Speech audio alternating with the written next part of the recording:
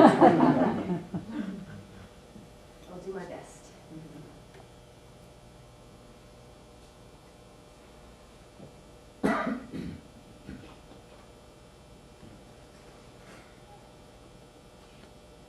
If you don't tell me right now, I'm going to stick my fist so far up your ass it's going to come out of your mouth. This is what I'm saying to the young guy as with my right hand I'm pinning his neck to the wall and showing him my fist with my left hand. If you don't tell me right now, I'm going to stick my fist so far up your ass it's going to come out of your mouth. Now for a moment I consider where my fist would really end up if I stuck it that far up his ass. Would it come out of the top of his head? That's a lot of skull to get through. Would it come out of his ear?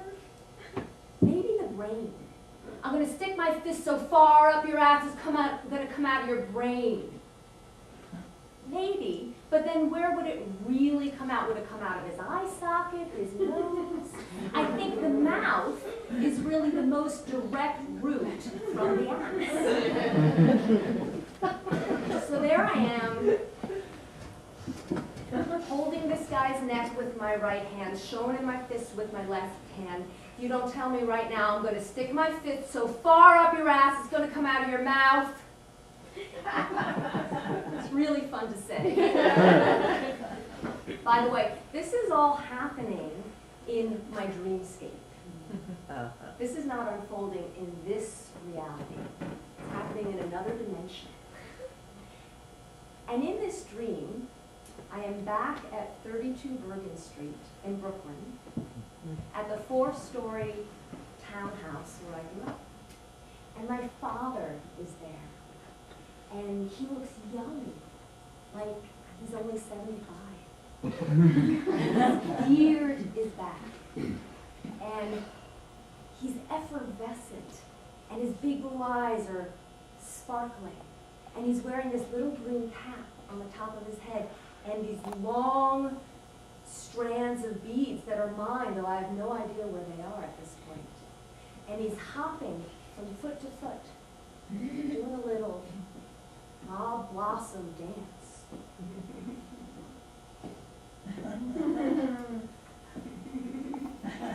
And there's this guy who's threatening to take my father somewhere, but won't tell me where, which is why I'm saying, if you don't tell me, I'm going to stick my fist so far up your ass, it's going to come out of your mouth.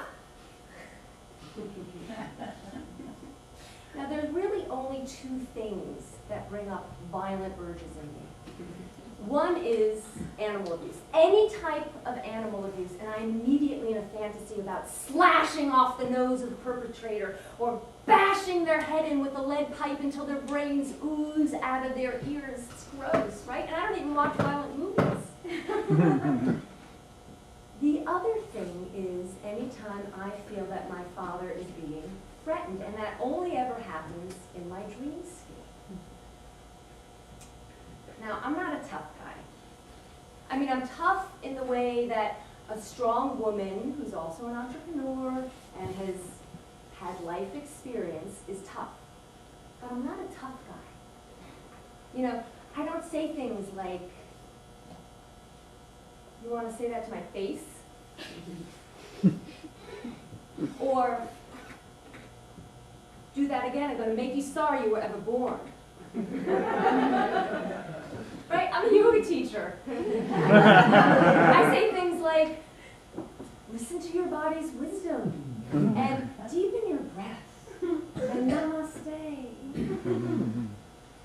But secretly, I've always wished that I had a little more tough guy inside of me. So that I could, for example, while I'm standing in line at the co-op, and the guy behind me, out of the side of his mouth, says, other people trying to check out here, you know. I could turn to him and say, you want to say that to my face? I'm going to stick my fist so far up your ass it's going to come out of your mouth. Only, you know, in a more like yogic co-op-y way.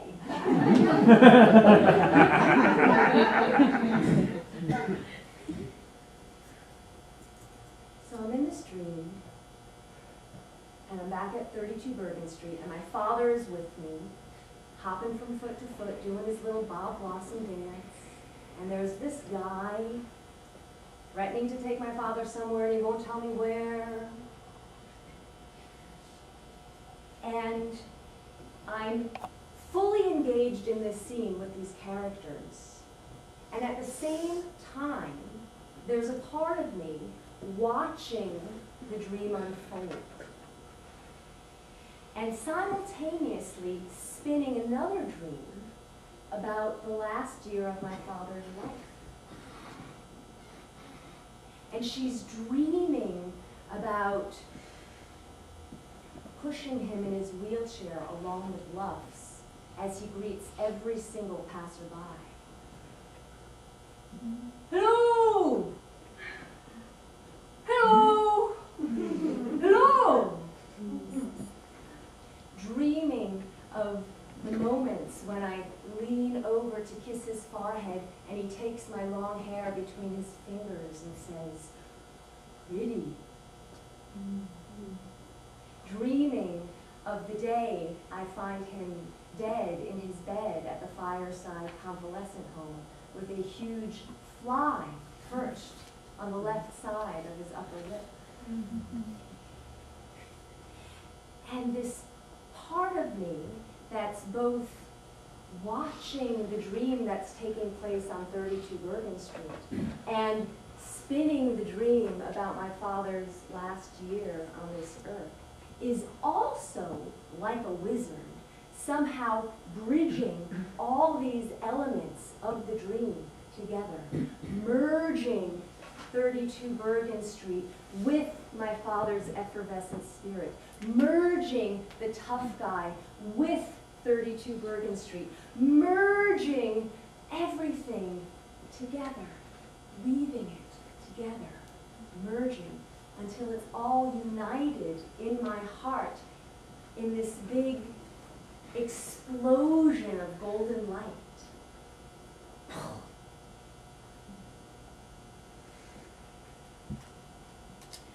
And the next morning, this is how I wake up.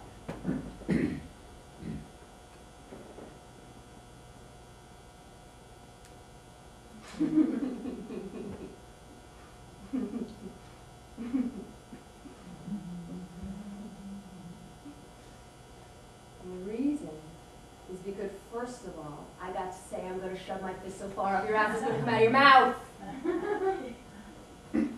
But also because I feel as though the dream has somehow allowed me to integrate my inner tough guy a little more into my being.